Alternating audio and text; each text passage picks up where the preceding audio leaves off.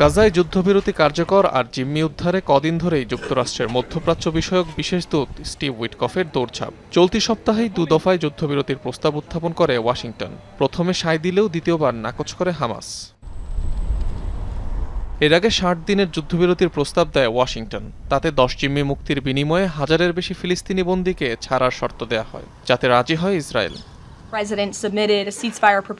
নিশ্চিত করতে পারি, বিশেষ দূত উইটকফ এবং প্রেসিডেন্ট ট্রাম্প হামাসকে একটি যুদ্ধবিরতি প্রস্তাব দিয়েছে।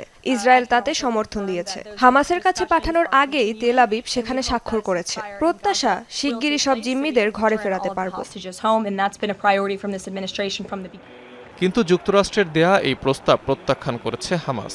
স্বাধীনতাকামী গোষ্ঠীটির এক জ্যেষ্ঠ কর্মকর্তার বরাতে এ তথ্য জানিয়েছে বিবিসি।